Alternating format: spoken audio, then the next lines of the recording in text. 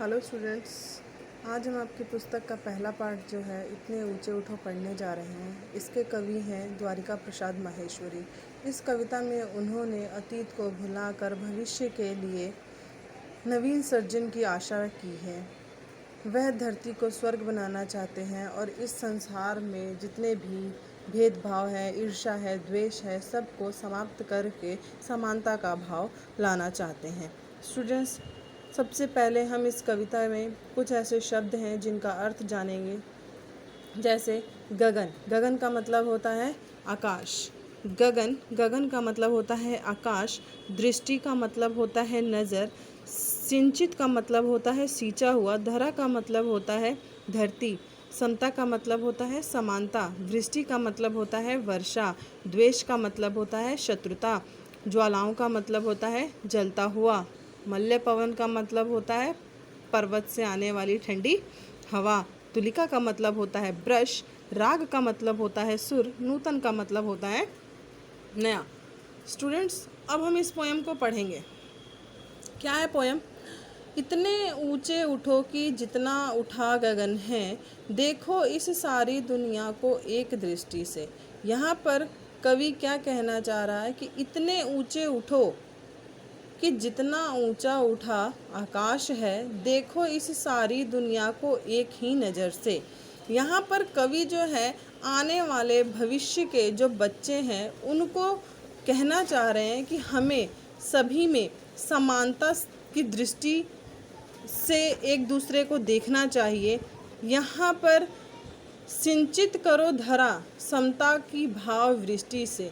यहाँ पर कवि आने वाले जो नवयुवक हैं उनको समझाना चाह रहे हैं कि जिस तरह धरती पर समानता से वर्षा पड़ती है और धरती को सींचती है, उसी तरह हमें भी अपने जीवन में सभी को समानता की दृष्टि से देखना चाहिए। जाति भेद की, धर्म वेश की, काले गोरे रंग द्वेष की। हमें कभी भी जाति भेद नहीं करना चाहिए, धर्म भेद नहीं करना चाहिए। वेश मतलब क्या होता है? हमारे जो वेशभूषा होती है उसका भेद नहीं करना चाहिए। काले गोरे का भेद नहीं करना चाहिए और ना ही हमें कभी शत्रुता करनी चाहिए। ज्वालाओं से जलते जग में, ये जो जग है वह ज्वालाओं से, ईर्ष्या से जल रहा है। इतने शीतल बहो कि जितना मल्य पवन है। कवि कहते हैं हमें इतना शीतल रहना चाहिए जिस तरह पर्वत से आने वाली ठंडी हवा है। नए हाथ से हमें अपने नए हाथ से वर्तमान का रूप संवारना है। नई तुलिका से नए चित्रों में रंग भरने हैं। नए राग से नूतन स्वर दो। नए राग, राग मतलब क्या है? सुर। नूतन मतलब है नया। नए सुर में नए राग भरने हैं। भाषा को नया अक्षर देना है और इस युग की जो नई मूर्ति है उसकी रचना करनी है। स्टूडेंट्स, एक बार मैं फिर इस कविता को दोहरा देती हूँ। इतने ऊंचे उठो कि जितना ऊंचा उठा आकाश है, देखो इस सारी दुनिया को एक ही नज़र से।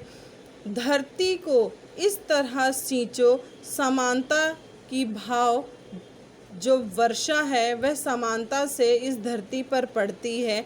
ना ही हमें जाति भेद करना चाहिए, ना धर्म भेद करना चाहिए, ना काले गोरे का भेद करना चाहिए और ना ही हमें शत्रुता करनी चाहिए। तभी हमारा नवीन भारत जो है वह बनेगा। ज्वालाओं से जलते जग में, ये जो जग है, ये जो दुनिया है वह ईर्ष्या से जल रही है। इतने शीतल बहो कि जितना पर्वत से आने वाली ठंडी हवा है। हमें नए हाथों से वर्तमान का रूप संवारना है। नए चित्रों में नए रंग भरने हैं। नए स्वर में नया सुर भरना है। भाषाओं का नया अक्षर बनना है और युग की नई मूर्ति रचना करनी है।